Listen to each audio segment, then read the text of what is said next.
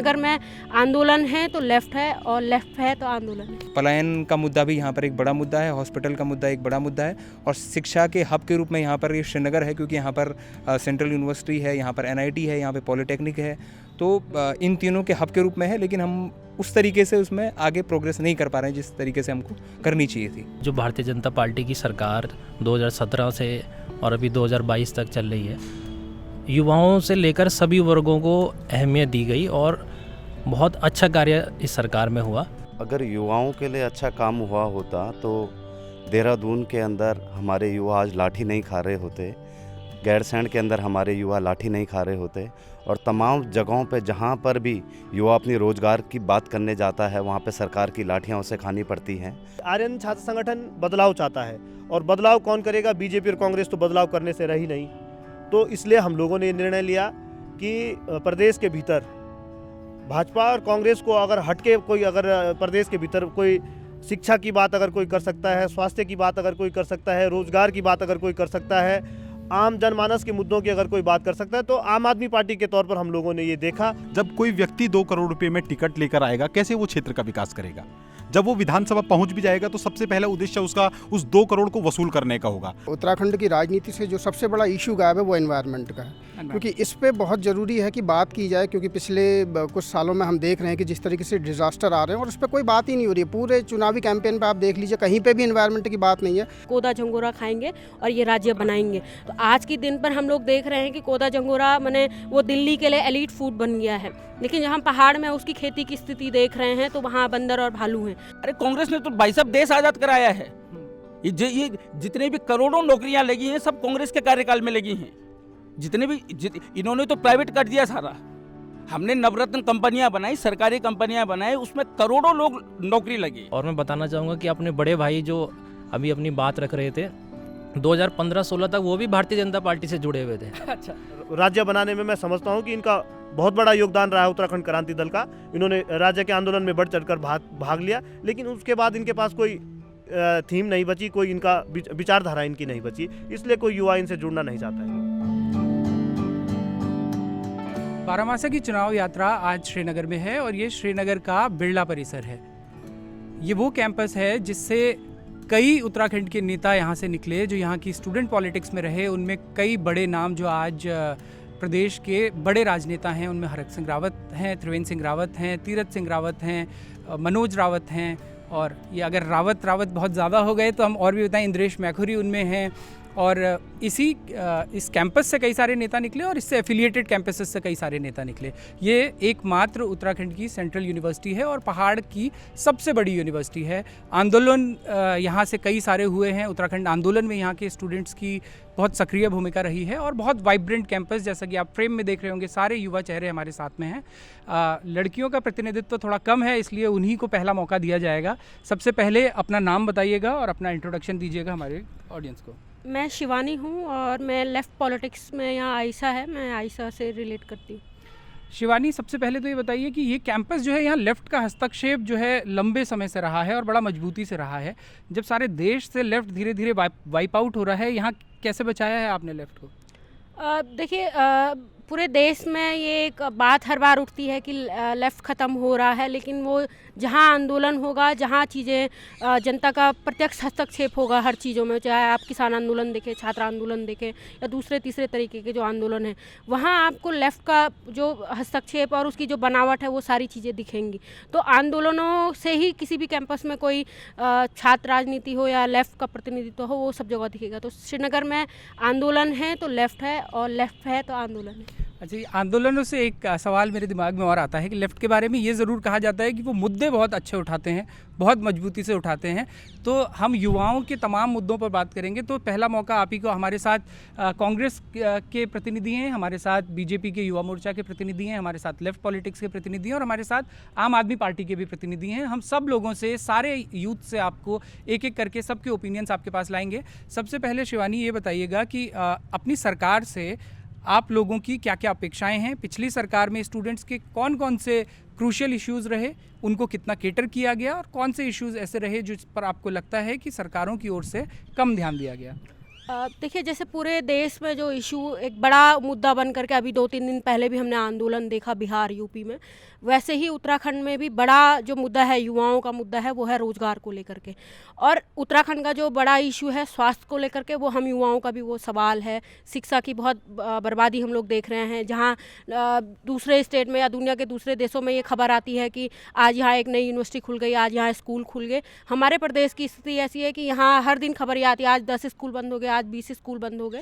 और यूनिवर्सिटीज़ का भी ये है, नए कॉलेजेस खोल रही है सरकारें धड़ाधड़, हर 5 किलोमीटर 10 किलोमीटर में महाविद्यालय खोले जा रहे हैं, लेकिन उन महाविद्यालयों में कोई टीचर नहीं है। मैंने वहाँ आप बहुत पुराने जो कॉलेजेस हैं वहाँ साइंस की फैकल्टी नहीं है, वहाँ दूसरे कॉलेज जो सब्जेक्ट हैं सब्जेक्ट वाइज भी एक फैकल्टी है, वो एक फैकल्टी कितनी क्लासेस को पढ़ाएगा। तो हम देख रहे हैं कि किसी भी विभाग में ऐसा विभाग नहीं है जहाँ रिक्तियाँ नहीं हैं, और बेरोज़गार भी धड़ल्ले से लोग हैं। तो उन सब के बियॉन्ड हम देखेंगे कि एक खाई है जो बेरोज़गारी की बड़ी खाई है, और वो चाहे देश के स्तर पर हो चाहे राज्य के स्तर पर हो, जो आंकड़े आ रहे हैं सरकारों के, वो कोई संस्थाओं के आंकड़े नहीं है या विपक्ष के आंकड़े नहीं है, वो सरकारों के ही आंकड़े हैं। CMI के जो आंकड़े हैं वो उत्तराखंड को बहुत बुरी स्थिति में दिखाते हैं कि यहाँ बेरोज़गारी का जो आंकड़ा है वो बहुत ख़राब है। और स्वास्थ्य का जो है कि हर 10 दिन में हम लोग खबर सुनते हैं कि किसी महिला ने रोड पे बच्चा पैदा कर लिया, पुल पे पैदा कर लिया, या वो सड़क पे ही पैदा कर रही है। तो स्वास्थ्य सुविधाओं का हाल ये है। ये श्रीनगर एक ऐसी जगह है जहाँ पहाड़ का एक बड़ा केंद्र है, मेडिकल कॉलेज यहाँ है, लेकिन उस मेडिकल कॉलेज को हम इस तरीके से देखते हैं कि वो रेफर सेंटर बना हुआ है, जबकि उसको होना चाहिए था, वेल इक्विप्ड होना चाहिए था, वेल इस्टेब्लिश होना चाहिए था। वहाँ कोई रेडियोलॉजिस्ट नहीं है, कोई कार्डियोलॉजिस्ट नहीं है। तो यहाँ के लोग वो पलायन क्यों ना करें? हम तो ये सवाल कर रहे हैं कि क्यों ना करें वो पलायन। तो शिवानी ने एजुकेशन का एक इशू बताया, हेल्थ का इशू बताया, रोज़गार का इशू बताया। कुछ और लोगों से भी बात करेंगे। अपना नाम बताइएगा भाई साहब। मेरा नाम देवकांत देवराड़ी है और मैं former general secretary student union में यहाँ पे रहा। यहाँ के जनरल सेक्रेटरी रहे हैं, और अभी आपके पॉलिटिकल एफिलिएशंस, आप शायद आम आदमी पार्टी से? अभी मैं आम आदमी पार्टी यूथ विंग में हम लोग प्रदेश उपाध्यक्ष। अच्छा, तो नाम सॉरी एक बार। देवकांत देवराड़ी। देवकांत भाई। तो देवकांत भाई, इस बार आपकी पार्टी पूरे 70 सीटों पे यहाँ चुनाव लड़ रही है, और रोज़गार का एक बड़ा इशू जो है प्रदेश में है, जैसा अभी शिवानी ने भी जिक्र किया। रोज़गार के मुद्दे पर आपकी पार्टी वादा कर रही है कि हम हर घर रोज़गार देंगे और रोज़गार न मिलने तक 5,000 रुपये देंगे। आपको लगता है ये फीजेबल, प्रैक्टिकल वादा कर रही है आपकी पार्टी? देखिए, ये तो शीर्ष नेतृत्व ने जिस तरीके से अपना प्रैक्टिकली उन लोगों ने अपना आकलन किया होगा, उसके आधार पर उन्होंने ये मैनिफेस्टो में अपने इस बात को रखा है। आप क्योंकि यहाँ स्टूडेंट पॉलिटिक्स में भी रहे हैं, आम आदमी पार्टी ज्वाइन करने के पीछे, जिस समय आप यहाँ स्टूडेंट पॉलिटिक्स में थे, पहले तो ये बताइए उस समय आप किस पार्टी? मैं उस समय किसी भी पार्टी से हम लोग नहीं थे। हमने जो यहाँ पे अपनी छात्र राजनीति स्टार्ट करी, वो एक इंडिपेंडेंट हमारा एक स्टूडेंट यूनियन, मतलब स्टूडेंट विंग जो हमारा था उत्तराखंड में, आर्यन ग्रुप होकर। आर्यन ग्रुप। तो आर्यन ग्रुप से हमने अपनी छात्र राजनीति शुरुआत की है। तो आम आदमी पार्टी में जाना, उसके पीछे आपको लगता है कि स्टूडेंट्स के और यूथ के इश्यूज़ को आपकी पार्टी अच्छे से केटर करती है? जैसे कि हमने अपनी छात्र राजनीति शुरुआती दौर से हमने जब अपने एक निर्दलीय संगठन से अपनी छात्र राजनीति की शुरुआत करी, तब हम कांग्रेस के किसी छात्र संगठन से नहीं जुड़े, भाजपा के किसी छात्र संगठन से नहीं जुड़े। तो पहले से ही हम लोगों के मन में था कि उत्तराखंड के लिए ये लोग वो कुछ नहीं कर पा रहे हैं, इसलिए हमने एक निर्दलीय छात्र संगठन से जुड़े। और उसके बाद जिस तरीके से हमको लगा कि आगामी विधानसभा के जो चुनाव हैं 2022 में, और आम आदमी पार्टी जिस तरीके से दिल्ली में काम कर रही थी, उत्तराखंड में हम लोगों की अपेक्षा है कि वो उत्तराखंड में भी अगर इस तरीके की सुविधाएँ, चाहे शिक्षा के क्षेत्र में हो, स्वास्थ्य के क्षेत्र में हो, ये सब अगर सुविधाएँ वो उत्तराखंड में देती हैं, तो इसी उम्मीद के साथ हम आम आदमी पार्टी से जुड़े। अच्छा, कुछ और लोगों से भी हम बात करेंगे। अपना नाम बताइएगा। मेरा नाम अंकित उशोली है और मैं यहाँ पर पूर्व छात्र संघ अध्यक्ष और पूर्व छात्र संघ उपाध्यक्ष और विश्वविद्यालय प्रतिनिधि रहा। विश्वविद्यालय प्रतिनिधि भी रहे हैं, और अपने पॉलिटिकल एफिलिएशन भी आप एक बार बताइए, किस संगठन से? मैं ऑल इंडिया स्टूडेंट एसोसिएशन आइसा से। आइसा से हैं। तो हमारे साथ एक और लेफ्ट के प्रतिनिधि हैं, हम बाकी लोगों के पास भी जाएंगे। दर्शक ये ना सोचें कि हम लेफ्ट को ज़्यादा मौका दे रहे हैं, हम जिस क्रोनोलॉजी से चल रहे हैं उस क्रोनोलॉजी में लेफ्ट पहले आ गया, और जबकि हम बड़े राइट की तरफ थे, लेकिन वहाँ लेफ्ट पहले आया, तो बात अब पहले मौका उन्हीं को दिया जाएगा। तो अंकित, आप बताइए, आप अभी भी यहाँ पे आप यूआर हैं? जी, यूआर मतलब यूआर थे, उसके बाद चुनाव नहीं हुए। अच्छा, उसके बाद से चुनाव नहीं हुए हैं। आपके छात्रों, एक बार को पॉलिटिकल आइडियोलॉजी छोड़ दें, ओवरऑल जिस मुद्दे पे अगर आपको लगता है कि सारे स्टूडेंट्स तैयार हैं जिन मुद्दों को मानते हैं, जिसमें ABVP भी आपको समर्थन करता हो, यूनिवर्सिटी से जुड़े और स्टूडेंट से जुड़े, पहले उन मुद्दों पे बात कीजिए। देखिए, इसमें सबसे बड़ा जो मुद्दा है और जिसमें सभी छात्र संगठन, चाहे हम हों, ABVP हो, NSUI हो, आर्यन हो, DS हो, SFI हो, सारे छात्र संगठन जिस मुद्दे पर एक हुए, विश्वविद्यालयों के भीतर जो ये सेमेस्टर सिस्टम आया, CBCS 2014-15 के भीतर विश्वविद्यालयों में लागू किया गया और प्रदेश में पूरे संगठनों ने मिलकर, जिसमें सारे छात्र संगठन मिलकर के उस सेमेस्टर सिस्टम के खिलाफ उन्होंने आंदोलन किया और प्रदेश में कई स्थानों पर ईयरली सिस्टम फिर से लागू हुआ। और हमारे विश्वविद्यालय में भी जो सेमेस्टर सिस्टम है उसके खिलाफ जो CBCS सिस्टम है उसमें जो बहुत सारी खामियां हैं, चाहे रिज़ल्ट में जो खराबियां आती हैं और जो टीचर्स स्टूडेंट रेशियो था, जैसे CBCS के भीतर जो है 40 स्टूडेंट के ऊपर एक टीचर होना चाहिए था, लेकिन यहाँ अभी भी उतने ही टीचर हैं जब ईयरली सिस्टम था, जबकि सेमेस्टर सिस्टम में आपके साल में 2 बार पेपर होने हैं, प्रैक्टिकल होने हैं, सेशनल होने हैं। तो एक ये बड़ा इशू था और यहाँ हमारे बिरला कैंपस में भी सारे छात्र संगठन मिल करके इसके खिलाफ लगातार आवाज़ उठाते रहे।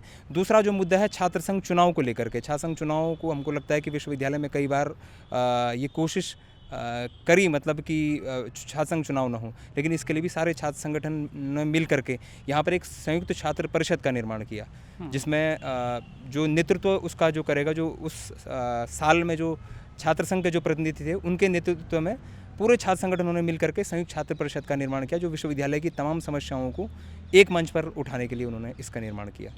तो ये सारे इशू थे। उसके अलावा इन छात्रों के मुद्दों के साथ साथ, क्योंकि हम विश्वविद्यालय में रहते हैं, तो समाज के एक जागरूक नागरिक और जागरूक छात्र होने के बाद हमारे जो मुख्य मुद्दे हैं यहाँ पर स्वास्थ्य का, शिक्षा जैसे पहले भी बात आई, और पलायन का, क्योंकि हमारी एक महत्वपूर्ण भूमिका विश्वविद्यालय की भी इस पलायन को रोकने में, और क्योंकि यहाँ पर तमाम जो कोर्सेज़ हैं, चाहे प्रोफेशनल से लेकर के चाहे मेन जो कोर्सेज़ होते हैं, तो पलायन का मुद्दा भी यहाँ पर एक बड़ा मुद्दा है, हॉस्पिटल का मुद्दा एक बड़ा मुद्दा है, और शिक्षा के हब के रूप में यहाँ पर ये श्रीनगर है, क्योंकि यहाँ पर सेंट्रल यूनिवर्सिटी है, यहाँ पर NIT है, यहाँ पर पॉलीटेक्निक है, तो इन तीनों के हब के रूप में है, लेकिन हम उस तरीके से उसमें आगे प्रोग्रेस नहीं कर पा रहे हैं जिस तरीके से हमको करनी चाहिए थी। हम आगे बढ़ते हैं। हम वो देख पा रहे हैं कि कांग्रेस का, नहीं आप कोई बात नहीं, आप बैठे रहिए। आप सबसे पहले अपना परिचय दीजिए। सुधांशु नोडियाल मेरा नाम है और मैं नगर पालिका सभासद भी रहा हूं और इस समय कांग्रेस पार्टी से जिला महामंत्री हूं। और आप भी इसी कॉलेज से पास आउट हैं? हाँ, मैं भी इसी कॉलेज से पास। तो आप यहाँ की छात्र राजनीति में भी सक्रिय रहे? हाँ, मैं यहाँ की छात्र राजनीति में सक्रिय रहा हूँ, लेकिन मैंने आज चुनाव लड़ा नहीं हूँ, चुनाव लड़ाने का काम किया है, क्योंकि मैं स्टूडेंट रहते ही नगर पालिका सभासद बन गया था। अच्छा। तो मुझे बड़ी जिम्मेदारी मिल गई थी, तो फिर हमारे साथी लोग और जो है यहाँ पर चुनाव लड़े, उनका साथ दिया, और निशांत कंडारी जी बैठे हमारे छात्र संघ अध्यक्ष रहे हैं। अच्छा, एक चीज़ बताइएगा, इस कैंपस में NSUI पिछले इतने लंबे समय से गायब क्यों दिखती है, जबकि यहाँ जो आज कांग्रेस के जो प्रदेश अध्यक्ष हैं वो इसी सीट से, श्रीनगर की सीट से चुनाव लड़ रहे हैं, लेकिन उन्हीं की विधानसभा सीट में NSUI बिल्कुल ही कैंपस से गायब नज़र आती है? देखिए, NSUI जो है कैंपस से गायब नहीं है, और बहुत सारे, क्योंकि कॉलेज की जो पॉलिटिक्स होती है, छात्र राजनीति होती है, वो मैं समझता हूँ कि राष्ट्रीय पार्टियों से थोड़ा हटके एक व्यक्तिगत लोग अपने नेटवर्क में रहते हैं। जो कैंडिडेट होता है तो उसके जो फ्रेंड सर्किल के लोग होते हैं, तो हॉल लोग होते हैं, तो ऐसा नहीं है, NSUI यहाँ से गायब नहीं है। हमने, ठीक है, वो बात अलग है, हमने कभी अध्यक्ष पे प्रत्याशी अपने लड़ाए, कभी महासचिव पे लड़ाए, कभी उपाध्यक्ष पे लड़ाए, लेकिन जब जब कॉलेज में चुनाव हुए हैं NSUI का प्रतिनिधित्व यहाँ पे हमेशा रहा है। लेकिन हम अपने ऑडियंस को ये बता दें कि पिछले लंबे समय से यहाँ पे NSUI का कोई छात्र संघ प्रतिनिधि नहीं रहा है, मतलब चुनाव नहीं जीता है, अध्यक्ष नहीं। मैं आपकी बात साफ कर दूं, मैं उसको थोड़ा क्लियर कर दूं, क्योंकि छात्र संघ का पूरा फोकस केवल 2 पदों पर रहता है, एक अध्यक्ष और दूसरा महासचिव, लेकिन छात्र संघ के 5 या 6 पद और होते हैं, हमारे उपाध्यक्ष होते हैं, हमारे कोषाध्यक्ष होते हैं, उन पदों पे NSUI के प्रतिनिधि NSUI के कैंडिडेट रहे हैं, जीते भी हैं। बड़े पद हैं उन पे पिछले 10-12 सालों से NSUI नहीं जीती है, लेकिन छोटे पदों पे 10-12 साल तो खैर आप नहीं कह सकते, हमारे छात्र संघ के ये अध्यक्ष NSUI से ही थे। कब अध्यक्ष थे भाई साहब आप? 2010 में, तो मतलब 12 साल हो ही चुके हैं, और आप आखिरी थे शायद, उसके आपके बाद कोई अध्यक्ष पद पर नहीं जीता। अभी आपके पास भी आएंगे। हमारे साथ एक और बड़े इंटरेस्टिंग हमारे साथ एक व्यक्ति हैं जो कि यहाँ अभी स्टूडेंट हैं, लेकिन विधानसभा का चुनाव भी लड़ रहे हैं। आपका उनसे परिचय करवाते हैं। क्या नाम है आपका? मैं संदीप कुमार हूँ और यहाँ student organisation all India DSO से हूँ। ये भी एक लेफ्ट ऑर्गेनाइजेशन है जिसको आप रिप्रेजेंट करते हैं। थोड़ा सा अपने ऑर्गेनाइजेशन के इतिहास के बारे में बताइए, क्योंकि बहुत सारे लोगों ने उसका नाम नहीं सुना है, उससे परिचित नहीं है। जी, all India DSO SUCI communist party का स्टूडेंट विंग है, जो कि 1948 में बनी थी। और हमारे और संगठन है, युवा संगठन है, महिलाओं का संगठन है, तो उसमें से एक AIDSO। आपकी उम्र कितनी है अभी? जी मैं 27। 27 साल के हैं और आप विधानसभा प्रतिनिधि हैं। आप इससे पहले आपने स्टूडेंट पॉलिटिक्स में भी यहाँ कोई इलेक्शन लड़ा किसी पद के लिए? नहीं, मैंने तो कोई किसी पद पे नहीं लड़ा। तो हमारी पार्टी से और जो लोग हैं, पूजा भंडारी, रेशमा वो और अंकित, उन्होंने लड़ा था। अच्छा, तो आप सीधा विधानसभा का चुनाव लड़ रहे हैं जी। और क्या इश्यूज़ आपको लगता है कि आप विधानसभा में यहाँ का छात्र रहते हुए अगर पहुँचेंगे तो क्या सबसे इम्पोर्टेंट इश्यूज़ होंगे जो विधानसभा में उठाएंगे? जी, यहाँ का सबसे बड़ा जो मुद्दा है वो है जो स्थायी रोज़गार है, जो स्थायी रोज़गार और जो पद खाली हैं, जो टीचर्स वगैरह नहीं हैं। अभी अंकित भाई ने भी बात किया कि टीचर की बहुत कमी है, पढ़ाई का बहुत नुकसान हो रहा है, टीचरों को वो एजुकेशन का बहुत नुकसान होता है। समाज का रीढ़ होता है एजुकेशन, पर एजुकेशन ही बर्बाद है। अभी आप देखोगे CBSE सिस्टम में, जिसमें सभी संगठनों ने विरोध किया, उसमें 700 बच्चे बैठते हैं क्लास में, बैठने का जगह भी नहीं होता है, बच्चे नीचे भी बैठते हैं, खिड़कियों में भी बैठ जाते हैं। उसमें से एक टीचर पढ़ाता है, पीछे क्लास में भी आवाज़ नहीं जाती। तो एजुकेशन को लेके हमको मजबूती से काम करना पड़ेगा। अच्छा, ठीक है। अब हम आपके पास भी आएंगे, लेकिन आप भी लेफ़्ट पार्टी से ही जुड़ी हैं, तो लेफ़्ट से बहुत सारे लोगों से बात हो गई। हाँ, आप कांग्रेस से हैं, आपके पास वापस आएंगे एक बार। पहले हम अपने लेफ़्ट की तरफ बढ़ते हैं, यानी कि राइट विंग की तरफ बढ़ते हैं और उन लोगों से भी आपका परिचय करवाते हैं। क्या नाम है भाई साहब आपका? मेरा नाम अंकुर रावत है।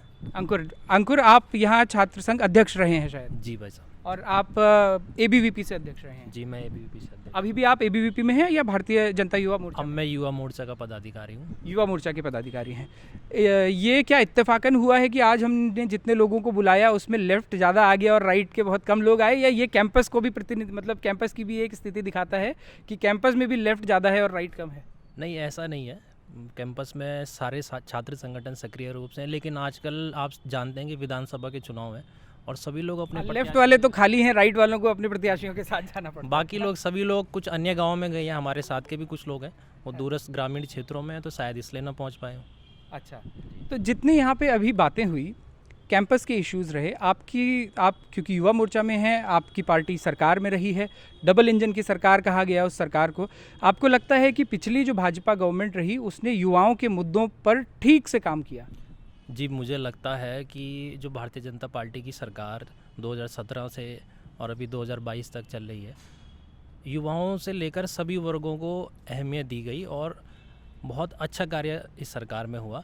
चाहे वो युवाओं के रोज़गार की बात हो, अब हम बात करेंगे सरकारी नौकरी की, तो सरकारी नौकरी ही हम रोज़गार नहीं मान सकते, क्योंकि यहाँ पर जैसे केंद्र द्वारा चलाई जा रही योजनाएं हैं, चाहे वो ऑल वेदर रोड हो, चाहे वो केंद्र का रेलवे का प्रोजेक्ट हो, तो उसके माध्यम से भी कई स्थानीय युवाओं को रोज़गार ज़रूर मिला है और बहुत अच्छा कार्य सरकार में हुआ है। अच्छा कार्य आप कह रहे हैं सरकार में हुआ है।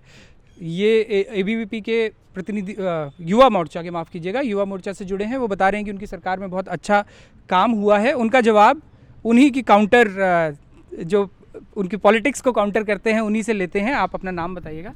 मेरा नाम निशांत कंडारी है और मैं पूर्व में छात्र संघ अध्यक्ष इस विश्वविद्यालय में रहा हूँ।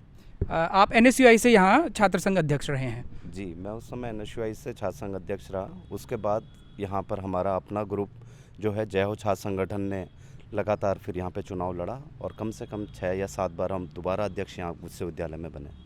अच्छा, ये हम अपने दर्शकों को बता दें कि यहाँ पे NSUI बहुत लंबे समय से, जैसा कि अभी बात आई थी कि निशांत भाई 2010 में यहाँ NSUI के आखिरी छात्र संघ अध्यक्ष हुए। उसके बाद से इस पद पर NSUI का डायरेक्टली कोई पदाधिकारी नहीं रहा, लेकिन ये कहा जाता है कि जय हो, जैसे निशांत भाई ने बताया कि जय हो छात्र संगठन या आर्यन ग्रुप, जिसके यहाँ पे कई बार प्रतिनिधि रहे, उनका एफिलिएशन कहीं ना कहीं नज़दीकी माना जाता है कांग्रेस पार्टी से। तो निशांत भाई, जो बात अभी उन्होंने कही, आप उस बात से सहमत हैं कि युवाओं के लिए बहुत अच्छा काम इनकी सरकार में हुआ है? अगर युवाओं के लिए अच्छा काम हुआ होता तो देहरादून के अंदर हमारे युवा आज लाठी नहीं खा रहे होते, गैरसैंण के अंदर हमारे युवा लाठी नहीं खा रहे होते, और तमाम जगहों पे जहाँ पर भी युवा अपनी रोज़गार की बात करने जाता है वहाँ पे सरकार की लाठियाँ उसे खानी पड़ती हैं। और ये देखा जाए, अभी मेरे मित्र और हमारे छोटे भाई रहे अंकुर ने बताया कि रेलवे के प्रोजेक्ट्स यहाँ पर हैं और तमाम तरह के यहाँ पे और प्रोजेक्ट्स सेंटर के हैं। देखो इनके प्रोजेक्ट्स यहाँ पर हैं और देखा जाए तो कम से कम 60 से 70% यहाँ का लोकल आदमी जो क्वालिफाइड हो उसको वहाँ पर योग्यता मिलनी चाहिए थी, योग्यता के अनुसार काम मिलना चाहिए था। पर अगर आप मेरे साथ अगर वहाँ पर चल के अभी देखते हैं, यहाँ पे नवयुवा है, यहाँ पे और तमाम कंपनियाँ हैं, उनका जितना भी स्टाफ है वो सारा अदर स्टेट से हायर हो रहा है ना। यहाँ के लोगों को बिल्कुल तवज्जो नहीं दी जा रही है।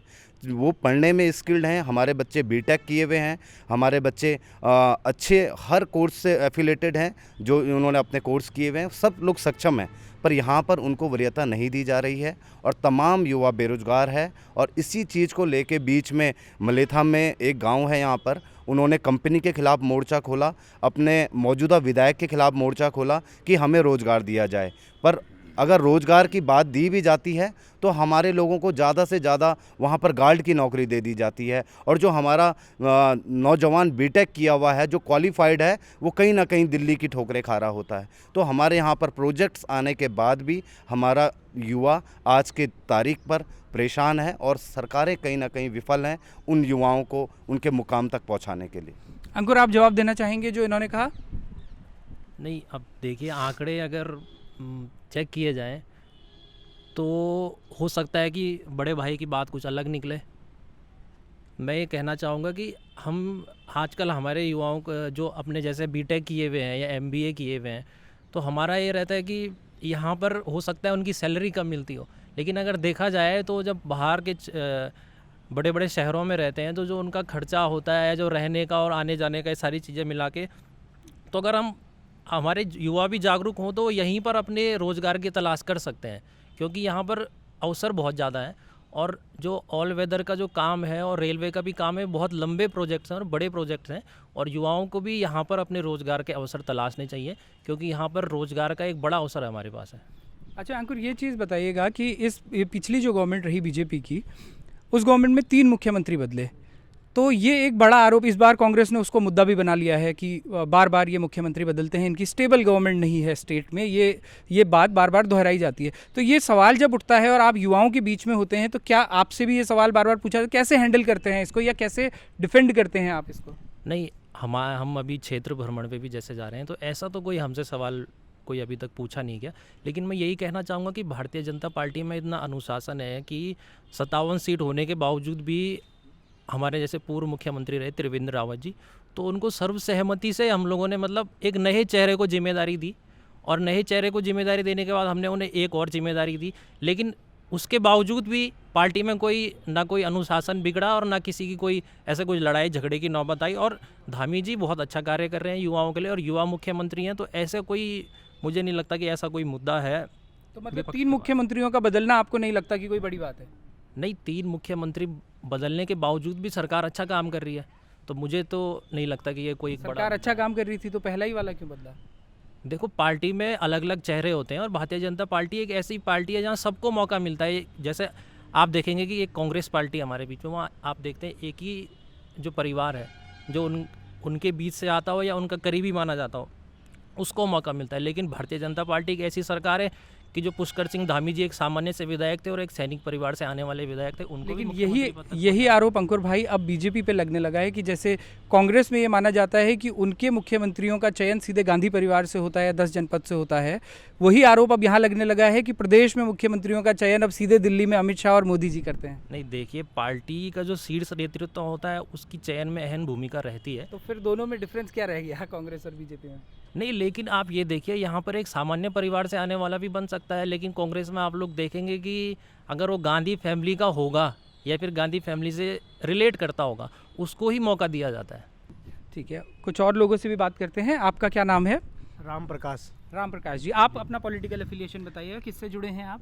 मैं अभी तो वर्तमान में आम आदमी पार्टी से जुड़ा हूँ, लेकिन इससे पहले मैं यहाँ पे फॉर्मर जनरल सेक्रेटरी भी रह चुका हूँ। जनरल सेक्रेटरी हैं। हाँ, तो हमारी जो छात्र राजनीति की जो शुरुआत हुई तो आर्यन स्टूडेंट विंग से हुई। थोड़ा सा आर्यन स्टूडेंट विंग के बारे में भी, क्योंकि हमारे बहुत सारे ऑडियंस को आर्यन स्टूडेंट विंग का इतिहास नहीं पता होगा, तो थोड़ा सा एक ब्रीफ आप बताइएगा अपने संगठन के बारे में। देखो, आर्यन स्टूडेंट विंग का जो निर्माण हुआ था वो इसको लेकर हुआ था कि प्रदेश के भीतर जब भी छात्रों की कोई बात होती तो अगर केंद्र में अगर राज्य में हमारे भाजपा की सरकार है तो विद्यार्थी परिषद वाले कोई विरोध नहीं करते थे। यदि कांग्रेस की सरकार है तो एनएसयूआई वाले कोई विरोध नहीं करते थे।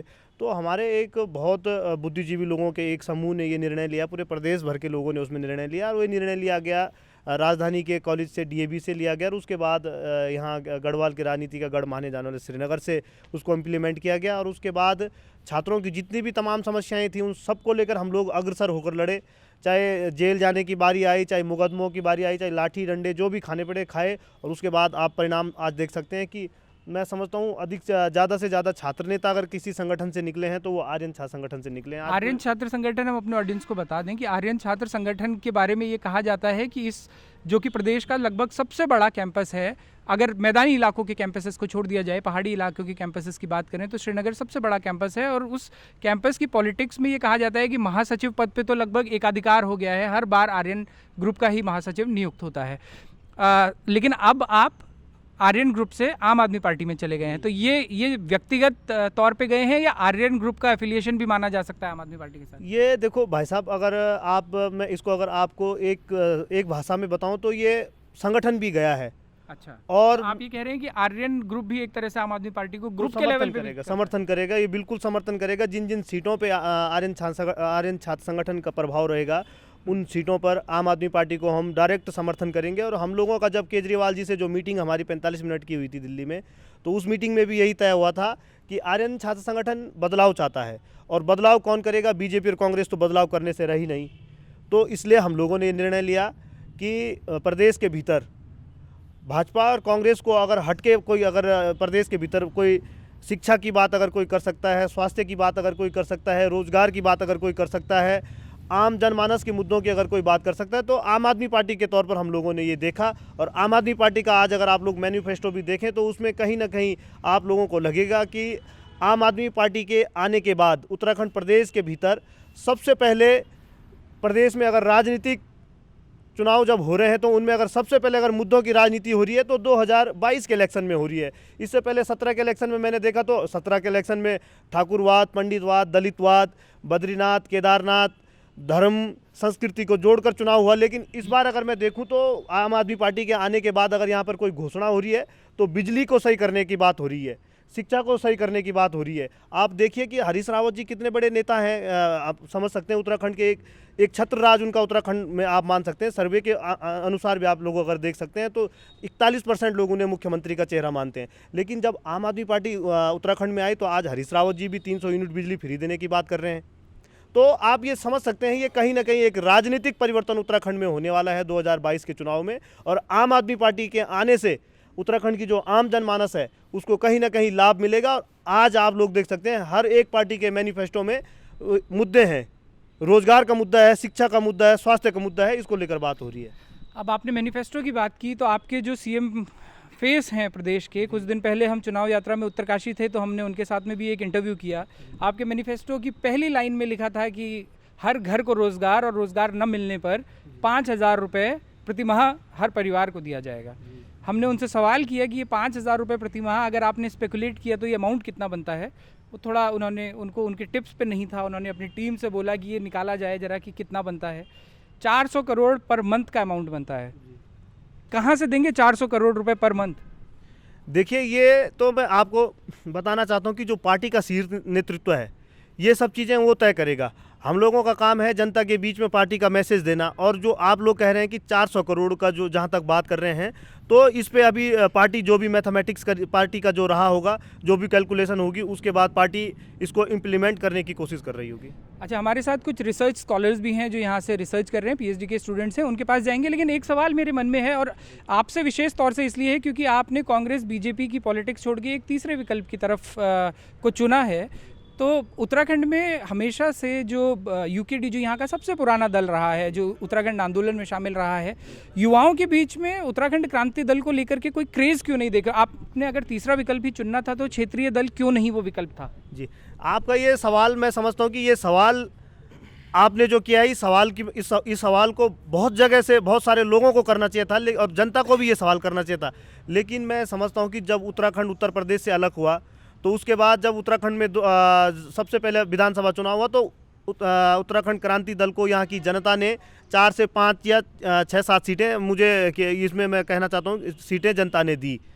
और उसके बाद अगर आप लोग देख सकते हैं तो उत्तराखंड क्रांति दल के नेताओं ने जनता के वोटों का, जनता के जनादेश का कितनी बड़ी दलाली की।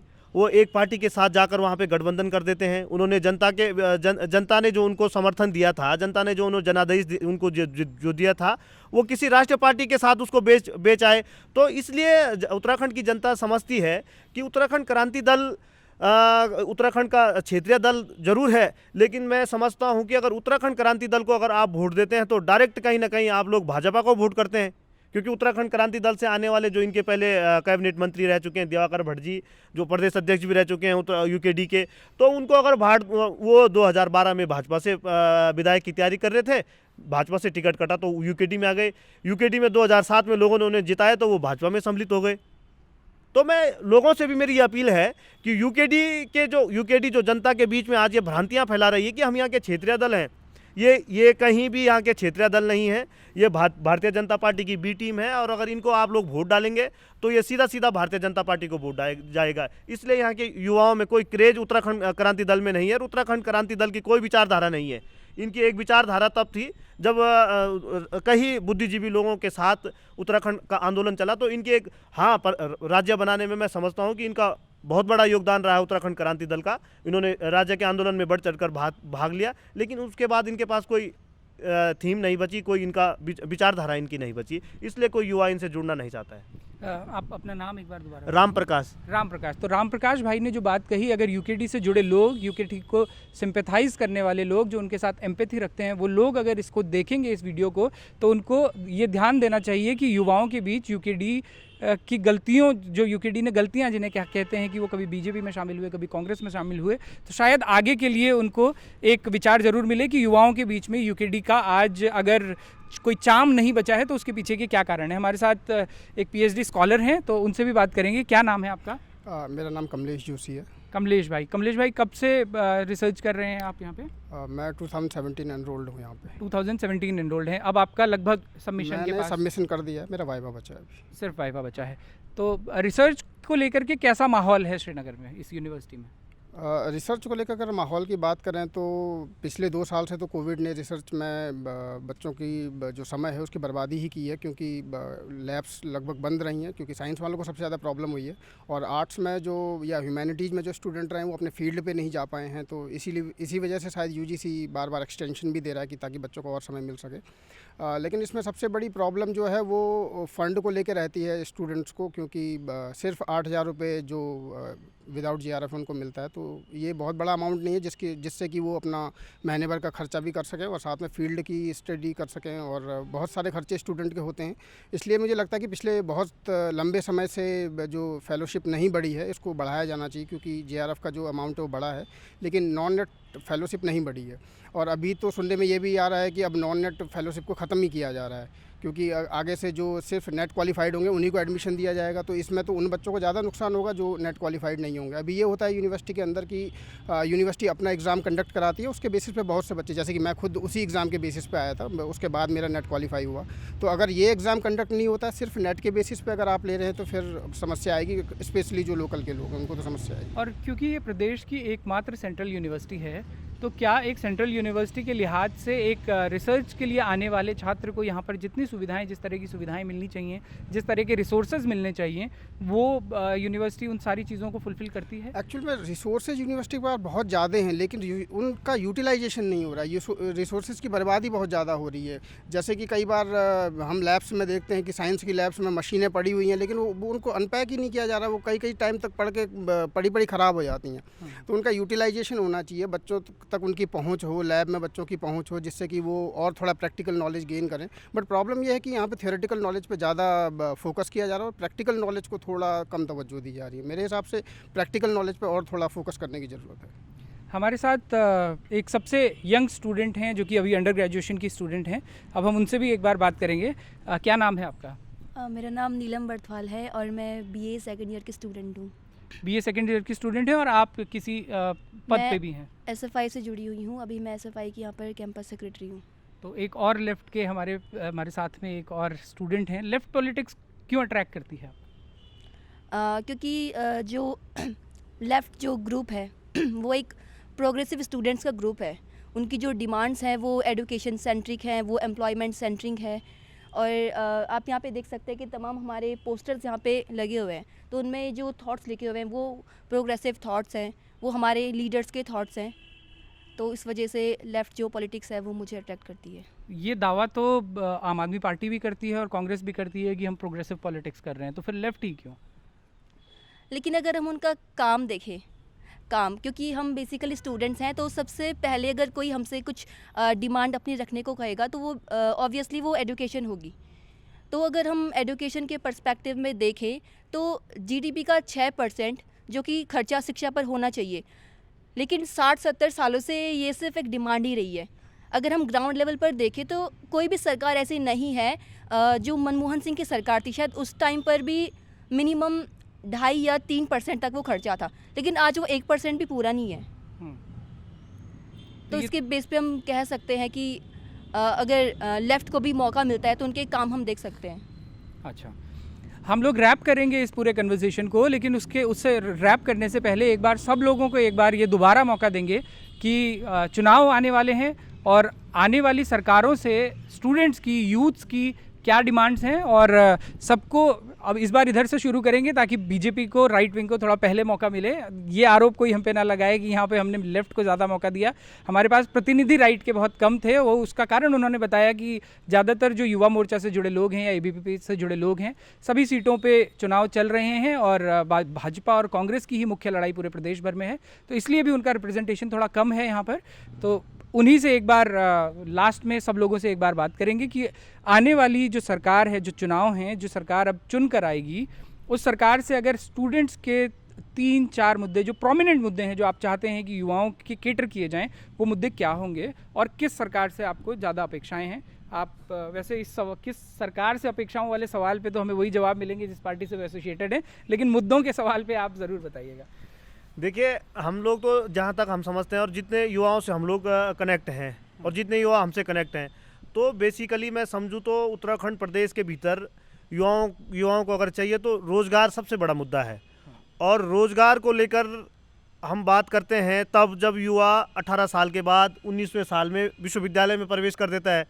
लेकिन उससे पहले की बात मैं अगर आपको बताना चाहूँ तो सबसे पहले यदि सरकारों को कुछ काम करना चाहिए तो जितने भी हमारे प्रदेश के भीतर सरकारी स्कूल हैं जो आज बंद होने की कगार पे हैं और कई हज़ार स्कूल बंद हो चुके हैं, तो सबसे पहले हमें अपनी जो हमारे जो छात्रों का बेसिक जो ढांचा है, जो उनका वेश है, उसको मजबूत करना चाहिए। और इस 21वीं सदी में, इस बढ़ते हुए युग में कहीं ना कहीं हमारे स्कूल के जो बच्चे हैं उनको जिस तर्ज पे दिल्ली में शिक्षा दी जा रही है उसी तर्ज पे उत्तराखंड में भी शिक्षा मिलनी चाहिए। और जब हमारे बच्चे की बेसिक नींव सही रहेगी, जब हमारा बच्चा स्कूल से अच्छा पढ़ेगा, अच्छा लिखेगा, जिस फील्ड में वो काम करना चाहता है उस फील्ड में अगर उसे पारंगत हासिल होगी तो मैं समझता हूँ ऊपर आते आते उसे जब वो 20-25 साल का होगा तो रोज़गार का कोई मुद्दा ही नहीं रहेगा। अगर हमारा बच्चा अच्छा खेलता है और उसे खेलने के लिए अच्छा प्लेटफॉर्म मिल गया तो मैं समझता हूँ उसे फिर नौकरी करने की ज़रूरत नहीं है। वो ओलंपिक में दौड़ेगा, वो राष्ट्रीय स्तर पे दौड़ेगा, वो विश्व स्तर पे दौड़ेगा। लेकिन मैं समझता हूँ ये दुर्भाग्य है उत्तराखंड प्रदेश का। आज आप कहीं भी चले जाइए, इसमें मैं समझता हूँ हमारे पत्रकार साथियों की भी कहीं ना कहीं कमी रही है कि आज अगर देखा जाए तो उत्तराखंड के जितने भी इंटर कॉलेजेस हैं कहीं पे भी खेलने की सुविधा बच्चों के लिए नहीं है। कोई ग्राउंड उनको नहीं दिया गया, ना इंडोर का ग्राउंड। इंडोर तो बहुत बड़ी बात है, वो तो हमारा बच्चा यूनिवर्सिटी में आके देखता है कि इंडोर भी कुछ होता है, लेकिन उससे पहले अगर बच्चे को अगर कहीं पे क्रिकेट खेलना है या दौड़ना है या लॉन्ग जंप, कोई किसी भी खेल में प्रतिभाग करना है तो कोई सुविधा नहीं है। तो और इसको लेकर कभी चर्चा भी नहीं हुई है आज तक किसी भी मीडिया चैनल में। तो आपने बताया कि एजुकेशन एक बड़ा इशू है जिसको आने वाली सरकार को कैटर करना चाहिए, उसमें भी प्राइमरी एजुकेशन एक मुख्य है और रोजगार एक मुख्य है। और मैं आपका स्वाभाविक जवाब मान के चल रहा हूँ कि ये सब तमाम चीज़ें अगर आम आदमी पार्टी की सरकार आ गई तो पूरी करेगी। जी बिल्कुल ठीक। तो मुद्दे, तो आप इनके मुद्दों से एग्री करते हैं?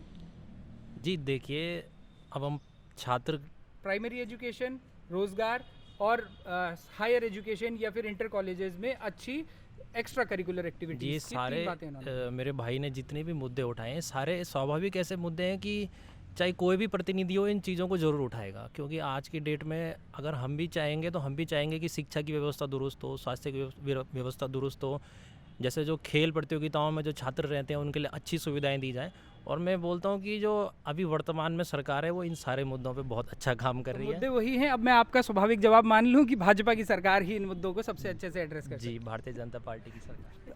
आपके भी ये इश्यूज सेम है या कुछ आप ऐड करना चाहेंगे इन इश्यूज में? देखिए, मुद्दे जो बताए हैं कि रोज़गार होना चाहिए, बच्चों के लिए अच्छे प्लेग्राउंड होने चाहिए, अच्छे स्कूल होने चाहिए, ये ज़रूरी है। और अगर हम रोज़गार की बात करें तो सरकार, अभी जो मौजूदा सरकारें हैं, जो मौजूदा भाजपा की सरकार है, अभी रहते हुए उन्होंने इन चीज़ों में इनिशिएटिव नहीं लिया। अगर मैं श्रीनगर की बात करूं और ऋषिकेश से श्रीनगर की बात करूं तो एनजीटी ने नियम लगाया, ऋषिकेश किनारे जो टूरिज़्म का एक हब बन गया था, मैं मानता हूं कि वहां पर सरकारों को कुछ अपनी गाइडलाइंस इस तरह से करनी चाहिए थी कि वहाँ पे जो गंदगी होती थी उस पर कंट्रोल किया जाए, ना कि जो वहाँ पर लोग रोज़गार, जो युवा रोज़गार कर रहा था एडवेंचर के फील्ड में, उन्होंने सारे कैंप बंद करवा दिए गए। तो कहीं ना कहीं रोज़गार से आदमी तब जुड़ेगा जब उसको रोज़गार के अवसर दिए जाएंगे। रोज़गार के लाखों युवा ऋषिकेश के अंदर और टूरिज़्म में अपना काम कर रहे थे। चाहे मैं चोपता की बात करूं, वहाँ पे कैंपिंग हटा दी गई, ऋषिकेश में कैंपिंग की जो एडवेंचर था वो हटा दिया गया। तो वहाँ से अवसर देने के बजाय उनके अवसर छीन दिए गए। तो सरकारों को सबसे बड़ा हब उत्तराखंड के अंदर, अगर अभी हम बैठे हैं श्रीनगर के अंदर हम बैठे हैं, तो सबसे बड़ा जो रोज़गार का एक मुद्दा बन सकता है, रोज़गार का जो एक कारण बन सकता है, वो है टूरिज़्म। टूरिज़्म के ऊपर हिमाचल की तर्ज पर उत्तराखंड की सरकारों को सोचना चाहिए। और निश्चित तौर पर मैं मानता हूँ कि आने वाली जो सरकारें होंगी वो इस चीज़ के ऊपर सोचेंगी।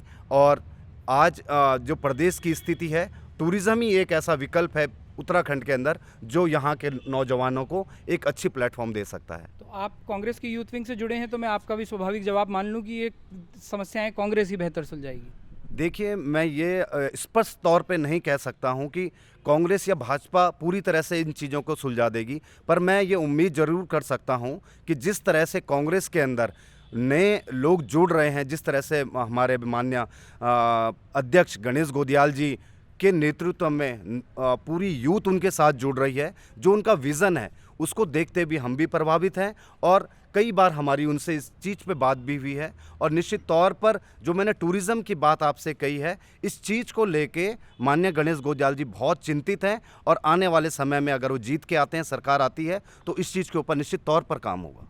चलिए, कुछ और लोगों से जानते हैं क्या ये जो इश्यूज़ इन्होंने बताए प्राइमरी एजुकेशन के और हेल्थ के और रोज़गार के, ये तीन एक इश्यूज बताए। कुछ और का तो इशू है ही, लेकिन मुझे लगता है कि जो उत्तराखंड की राजनीति से जो सबसे बड़ा इशू गायब है वो एनवायरनमेंट का है, क्योंकि इस पे बहुत ज़रूरी है कि बात की जाए। क्योंकि पिछले कुछ सालों में हम देख रहे हैं कि जिस तरीके से डिज़ास्टर आ रहे हैं और उस पर कोई बात ही नहीं हो रही है। पूरे चुनावी कैंपेन पे आप देख लीजिए, कहीं पे भी एनवायरनमेंट की बात नहीं है।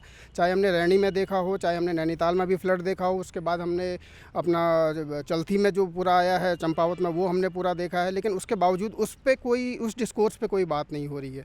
अगर ये, क्योंकि ये मुद्दा बनना चाहिए पूरा, ये जो हमारा चार धाम का रोड बन रहा है, इसको लेके जिस तरीके की एनजीटी ने बातें कही हैं, या सुप्रीम कोर्ट ने जो बातें कही हैं, या चोपड़ा कमेटी ने जो बातें कही हैं, वो सब बातें की जानी चाहिए थी, बट नहीं हो रही हैं। चोपड़ा कमेटी ने तो सीधे सीधे बोला था कि 5.5 मीटर से ऊपर नहीं बनाया जाना चाहिए, और उसके बाद कोर्ट ने उसमें रोक भी लगाई थी। लेकिन फिर वही हवाला दिया गया कि वो स्ट्रेटेजिक पॉइंट ऑफ व्यू से बहुत ज़रूरी है। ठीक है, वो ज़रूरी हो सकता है, लेकिन उस रोड की क्वालिटी देखिए आप। आज इस रोड पर आप निकल जाइए, वो एक वेदर नहीं झेल पा रही है, आपको लग रहा है वो ऑल वेदर झेलेगी। तो एटलीस्ट रोड की गुणवत्ता इतनी होगी वो ऑल वेदर में टिक सके। तो ये बहुत ज़रूरी मुद्दा है उत्तराखंड के लिए, और ये शायद पॉलिटिकल पार्टीज़ को ये कंसिडर करना चाहिए, बहुत ज़रूरी मुद्दा है। ये देखिए कमलेश, क्योंकि रिसर्च के स्टूडेंट हैं, उन्होंने जो बातें करी, उनकी बातों की गहराई थी, उसमें गंभीरता थी। और एनवायरनमेंट जैसा इशू जो कि सच में मेन स्ट्रीम पॉलिटिक्स के डिस्कोर्स से गायब रहता है, उन्होंने एक इंपॉर्टेंट एस्पेक्ट उठाया जिसपे कि नेताओं को बात करनी चाहिए। हम और लोगों से जानते हैं। और शिवानी, क्या और इश्यूज़ हैं? मैं आपके सामने 2-3 डेटा रखती हूँ। अभी जब 2020 में जब पहला लॉकडाउन लगा, उसमें जो प्रवासी थे वो वापस घरों की ओर आए। त्रिवेंद्र सरकार जी उस टाइम पे थी उनकी सरकार, उन्होंने एक ऐप बनाया होप करके कि हम जो यहाँ वापस जो लोग आ रहे हैं उनको हम रोज़गार देंगे। जो लोग आए थे वो तो 3.5 लाख के करीब थे, उसे जो सरकारी डेटा था। और जो उस होप ऐप में जो रोज़गार थे वो था 271 का, 3.5 लाख और 271 का। आप मतलब अंतर देखिए। अभी हम लोग उसको उस ऐप को मैं सुबह खोल रही थी, मुझे लगा कि कुछ बातचीत इस पे रोज़गार का क्या है। तो उस ऐप में अभी हमारे पास उत्तराखंड में जो रजिस्टर्ड जो बेरोज़गार हैं वो 10 लाख 8 लाख के करीब हैं, और उस ऐप में हमें 1500-1600 के करीब रिक्तियाँ दिख रही हैं। वो डजंट मैटर वो किस तरीके की रिक्तियाँ हैं, लेकिन केवल 1600 रिक्तियाँ उसमें दिख रही हैं। दूसरा जो आंकड़ा है हेल्थ का, हमारे पास बहुत बड़ा प्रॉब्लम है उत्तराखंड के। वो चाहे आप मैदानी उसमें लगा लीजिए या पहाड़ी ज़िलों में तो और भी ख़राब स्थितियां हैं। तो जो पूरा राज्य का जो आंकड़ा है उसमें 90 से 95% पद खाली हैं CHC में, जो प्राइमरी हेल्थ सेंटर, जहाँ से चीज़ें शुरू होनी चाहिए थी, जहाँ से चीज़ें क्या पता बेहतर हो सकती थी, मेडिकल कॉलेज तक इतनी आफतें नहीं आती, वो 90 से 95%, कहीं कहीं तो 100% पद खाली हैं उन CHC में। तो हम और ऐसा नहीं है कि लोग नहीं हैं, मैंने जो नर्सिंग के जो पोस्ट हैं वो 2014 के बाद से 4 बार उसका एग्ज़ाम कंडक्ट करने के लिए सरकार बोल चुकी है, विज्ञप्ति निकाल चुकी है, लेकिन अभी तक एग्ज़ाम हुआ नहीं है, उस पर बार बार चीज़ें बदलती रहती हैं। तो हम इन सारे इश्यूज़ को बिल्कुल दरकिनार कर रहे हैं। इस पॉलिटिकल कहीं हम अगर बीजेपी और कांग्रेस इनको सॉर्ट आउट करने की स्थिति में होती तो आज 21 साल में हम इन इश्यूज़ पर बात नहीं कर रहे होते। तो विज्ञापनों में और अखबार में पॉलिटिकल पार्टीज़ के जो विज्ञापन आते हैं और जिन दावों को बहुत खूबसूरत गुलाबी रंग में दिखाया जाता है, उन दावों की कुछ हकीकत आपको शिवानी ने बताई। मैं इशू रखना चाहूँगी, हम जब पहाड़ की बात कर रहे हैं, पहाड़ी जो खेती है मैंने जो सुअर और बंदरों ने बर्बाद कर दी है। हम जब हमारा आंदोलन जब स्टार्ट हुआ था, उत्तराखंड आंदोलन, उसका एक बड़ा आंदोलन का एक जो नारा था कि हम कोदा झंगोरा खाएंगे और ये राज्य बनाएंगे। तो आज के दिन पर हम लोग देख रहे हैं कि कोदा झंगोरा मैंने वो दिल्ली के लिए एलीट फूड बन गया है, लेकिन जब हम पहाड़ में उसकी खेती की स्थिति देख रहे हैं तो वहाँ बंदर और भालू हैं। तो वो बंदर और भालू जब यूपी में जो खुली गायें हैं, छोड़ी हुए सांड है, वो जब इशू बन सकता है, तो हमारे प्रदेश के भीतर वो बंदर भालू वो क्यों इशू नहीं बन रहा है? वो इशू भी बनना चाहिए। और साथ में जो MSP को लेके इतना बड़ा मूवमेंट इन्होंने खड़ा किया, किसान मूवमेंट था, तो हमारे पहाड़ का जो जितना भी प्रोडक्ट है उस पर MSP क्यों नहीं मिल रहा है? मैं अभी चंपावत गया था, मैंने वहाँ देखा गहत की दाल 160 रुपये किलो मिल रही है, और वहीं मैंने एक किसान से पूछा, वो बोलता है मैं तो 35-30 रुपये किलो बेचता हूँ इसको। तो 35-30 रुपये किलो आप उससे ख़रीद रहे हो और वहीं चंपावत मार्केट में आके वो 150-60 हो जा रहा है। तो इतना बड़ा डिफरेंस है, तो उसका MSP पे क्यों नहीं सरकार किसी खरीद कराती है? उसका MSP मिलेगा, एटलीस्ट वो खेती में दोबारा उसका इंटरेस्ट जागेगा। फिर इन सब चीज़ों की तरफ जो ये इशू बता रहे बंदरों का है, इन सब का, इस पे सरकार को काम करना चाहिए, बहुत ज़रूरी। अब देखिए, इस डिस्कशन में आपको समझ में आ रहा होगा कि पॉलिटिकली अवेयर यूथ जो होता है वो कितनी बारीक चीज़ें पकड़ता है। आई होप आप लोगों को ये इश्यूज़ जो तमाम हमारे स्टूडेंट साथी यहाँ पे उठा रहे हैं, आप उनकी बारीकियों को समझेंगे, आप उस कंसर्न को समझेंगे जो हमारे उत्तराखंड की यूथ को जो एक्सपेक्टेशंस हैं अपने लीडर्स से। अंकित, आप क्या एक्सपेक्टेशन है आने वाली सरकार से? देखिए, जो सारे जो मुद्दे बताए उसमें से जो मुख्य मुद्दा है, क्योंकि ये जो तीनों मुद्दे हैं, स्वास्थ्य, शिक्षा, रोजगार, तो जो रोजगार का मुद्दा है वो कहीं स्वास्थ्य शिक्षा से भी इंटरकनेक्टेड है।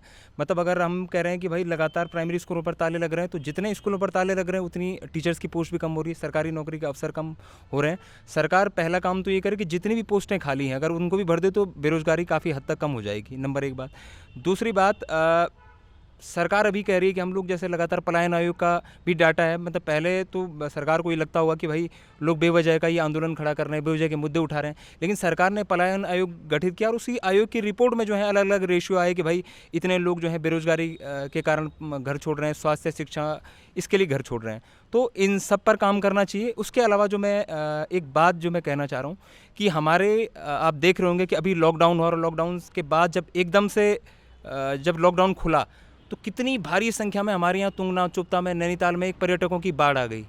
तो इस बात से मेरा कहने का मतलब है कि जो हमारा विलेज टूरिज़्म है, गाँव में जो हमारे अनेक चाहे तीर्थाटन के स्थान है, केदारनाथ है, बद्रीनाथ है, गंगोत्री है, यमुनोत्री है, इसके अलावा भी और जो मंदिर हैं और जो पर्यटक स्थल हैं जिनको तुंगनाथ, चोपता है, जिनको और अच्छे तरीके से पर्यटन से जोड़ करके एक विलेज टूरिज़्म को पर हमको काम करना चाहिए। और इसके अलावा जैसे मैं पहले पढ़ रहा था कि हमारे यहाँ बहुत सारे प्रकार की खेती, जैसे हर्षिल में सेब की बहुत अच्छी खेती होती है, जोशीमठ में सेब की बहुत अच्छी खेती होती है, तो उत्तराखंड की बहुत सारी जगहों पर ऐसी खेती की संभावना है। लेकिन वो खेती तो हो रही है।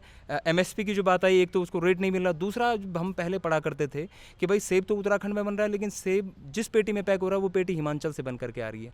तो ये सारी चीज़ें जो हैं हमारे यहाँ के जो लोग काम कर रहे हैं, हम अगर स्वरोजगार का इतना ढिंढोरा पीट रहे हैं कि भाई हम यहाँ के लोगों को रोज़गार दे रहे हैं, तो जो अपना अपना ये रोज़गार शुरू कर रहे हैं उनके लिए जो पर्याप्त व्यवस्थाएं हैं वो व्यवस्थाएं कहीं ना कहीं सरकार को करना चाहिए। और जो उत्तराखंड की खेती है उसमें जो है साइंटिफिक तरीके से, जैसे हमारे यहाँ गोविंद बल्लभ पंत कृषि विश्वविद्यालय, उस कृषि विश्वविद्यालय का हमारा जो ये गढ़वाल विश्वविद्यालय है, ऐसे विश्वविद्यालयों का यूज़ जो है उस खेती में, उस रिसर्च को करके उसमें करना चाहिए। ठीक है, एक युवा के तौर पे आप अपने आने वाली सरकार से क्या मुख्य तौर से चाहते हैं? सरकार तो बात का विषय है, लेकिन सबसे पहले मैं आप सबका जो ध्यान केंद्रित करना चाहता हूँ, उत्तराखंड का जो वर्तमान विधानसभा चुनाव है, आप इसको अगर बड़ी बारीकी से देखेंगे तो जो लोग स्थानीय मुद्दे उठाते हैं, जो लोग जनता के बीच में बने हुए हैं, जो क्षेत्र में बने हुए हैं, उन लोगों को हमारी जो ये राष्ट्रीय पार्टियाँ हैं या किसी भी प्रकार की जो पार्टियाँ हैं, ये टिकट देने से पता नहीं क्यों बच रही है। और टिकटों की खरीद फरोख्त आप देखिए 2-2 करोड़ रुपए में हो रही है। जब कोई व्यक्ति 2 करोड़ रुपए में टिकट लेकर आएगा, कैसे वो क्षेत्र का विकास करेगा? जब वो विधानसभा पहुंच भी जाएगा तो सबसे पहला उद्देश्य उसका उस 2 करोड़ को वसूल करने का होगा। आप देखिए कि इतना पैसा तो हमारे पहाड़ के लोगों के पास नहीं था। आज विधानसभाओं में इतना पैसा कैसे लग रहा है? कहाँ से वो पैसा आ रहा है? ये लोग पहाड़ के तो नहीं है। पहाड़ का जो मूल निवासी हो तो आज भी अपने गांव में बसता है, आज भी गांव में वो खेती करता है। ये करोड़ों रुपए इतने विधानसभा चुनाव में कहां से लग रहे हैं? जब विधानसभा के चुनाव में इतने करोड़ों रुपयों की बर्बादी होगी तो निश्चित रूप से जब लोग ये विधानसभा पहुंचेंगे तो सबसे पहले ये अपने उस पैसे को वसूल करने का काम करेंगे। तो हमारी क्षेत्र की जनता को सबसे पहले इस प्रकार के प्रत्याशियों का बाइकआउट करना चाहिए। क्या आप आम आदमी पार्टी से जुड़े हैं? आम आदमी पार्टी में इस तरह के प्रत्याशी नहीं हैं? आम आदमी पार्टी ने निश्चित रूप से उन लोगों को टिकट मोस्टली हर विधानसभा में अगर आप 70 देखेंगे, 70 में से अगर आप 60 प्रत्याशी देखेंगे तो उस लोकल क्षेत्र के हैं जो अपने क्षेत्र में काम करते हैं। ऐसा कोई प्रत्याशी को वो किसी क्षेत्र में थोपा नहीं है कि भाई देहरादून में प्रत्याशी अपना प्रॉपर्टी डीलिंग का काम करता है, इस तरीके से काम करते हैं और क्षेत्र में ले आए उसको आपके ऊपर से बिठाने के लिए। इस तरीके का कोई भी टिकट वितरण आम आदमी पार्टी में जहां तक मुझे लगता है नहीं हुए।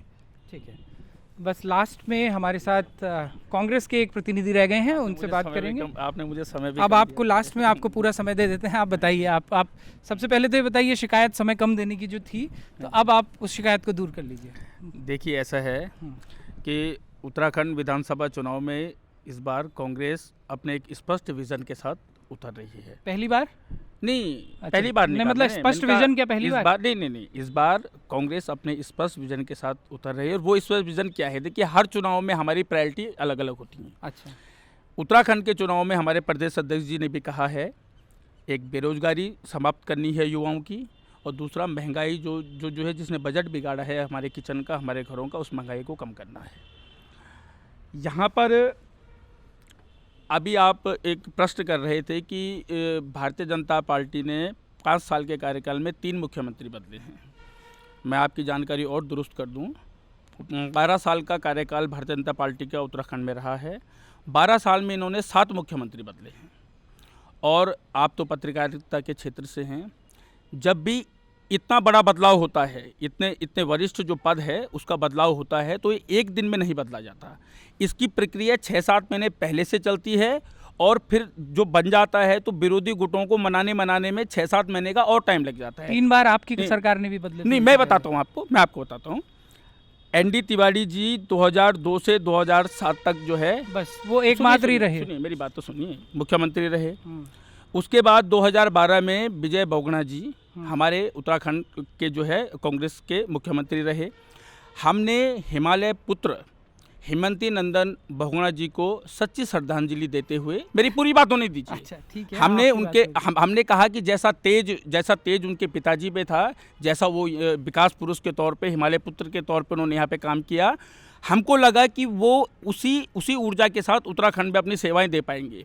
कांग्रेस की सबसे अच्छी बात यह है कि कांग्रेस अपनी गलती को स्वीकार करती है कि विजय बहुगुणा जी को मुख्यमंत्री बनाना कांग्रेस का ये भाजपा ने नहीं। आपने एक ही बार गलती स्वीकार करी, उन्होंने 2 बार कर दी। वो स्वीकार नहीं कर रहे हैं कि उन्होंने 2 बार बदल दी। नहीं, उनके नेता कह रहे हैं, अभी राजनाथ सिंह जी का बयान आया था, हम 11 मुख्यमंत्री बनाए, 12 मुख्यमंत्री बनाए। आप इसलिए स्वीकार रहे हैं क्योंकि विजय बहुगुणा जी, हेमंती नंदन जी के बेटे अब भाजपा में चले गए। नहीं, अब आप स्वीकार, वो हमारी गलती थी और कांग्रेस ने उसको स्वीकारते हुए उनको हटाया। हरीश रावत जी जैसे विजन वाले जो है व्यक्ति को उत्तराखंड का मुख्यमंत्री बनाया। ठीक, उसके बाद भाजपा का काम क्या है उत्तराखंड में, पूरे देश में मैं आपको बताता हूँ। पहले इनके खुद के घर में तोड़फोड़ है, अगर इनको वहाँ से भी सब्र नहीं मिलता है तो फिर इन्होंने 2017 में कांग्रेस के विधायकों को जो है जोड़ तोड़ करके किसी तरीके से जो है कांग्रेस की सरकार जो है गिराने का वापस क्यों ले लिया? मैं आपको बताता हूँ, कांग्रेस का सरकार गिराने का काम किया।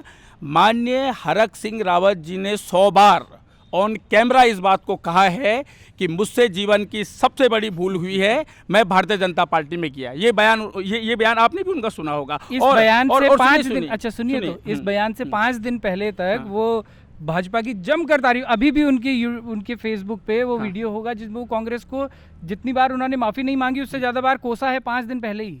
मैं कह तो रहा हूँ 100 बार उन्होंने इस गलती को स्वीकार किया है कि मुझसे गलती हुई। तो दिल पसीज गया मतलब आप मुझसे नहीं, हमारा नहीं, हमने देखिए इसीलिए समय लगा, इसीलिए 4-5 दिन का समय हरक सिंह जी की वापसी में लगा है, क्योंकि हमको लगा कि हमको लगा कि ये व्यक्ति उत्तराखंड के लिए सोचता है। देखिए उनकी राजनीतिक गलती हो सकती है, उसको उन्होंने स्वीकार किया। चलिए वापस हम लोग पहले युवाओं के मुद्दे पे लौटते हैं। आपने ये स्वीकार किया था कि रोजगार का एक अहम मुद्दा है।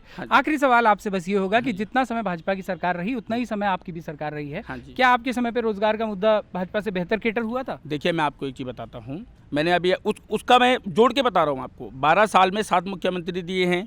हमेशा अमूमन एक स्वाभाविक प्रक्रिया है, मैं दूसरे की चिंता तब करूंगा जब मुझे अपने पद से सेटिस्फेक्शन रहेगा, जब मेरी स्थिरता रहेगी। भाजपा के मंत्रियों का, भाजपा के मुख्यमंत्रियों का, उनके मन में खुद ये डाउट रहता है कि मुझे कल सुबह जो है दिल्ली बुला के मुझे हटा दिया जाएगा।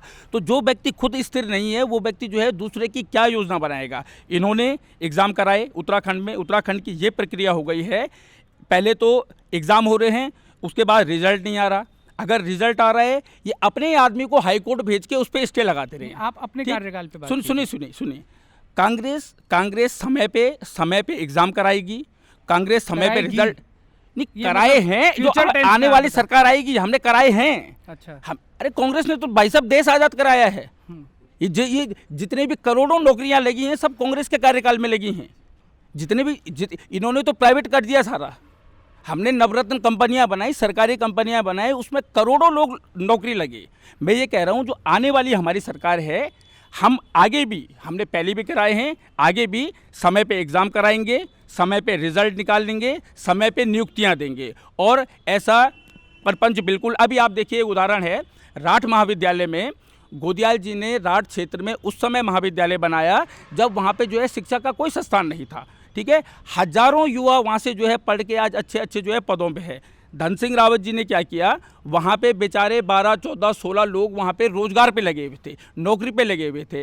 एक यहाँ के मुनि की रेती का एक कॉलेज है, वहाँ के दो लोग कोर्ट गए कि भाई जिस प्रकार समायोजन उन 15 लोगों का, 16 लोगों का राठ महाविद्यालय में हुआ है, हमारा भी समायोजन उसी तर्ज पर जो है कॉलेज में कर दिया जाए। वो कोर्ट गए, कोर्ट ने फैसला किया कि भाई इनके साथ समान व्यवहार किया जाए।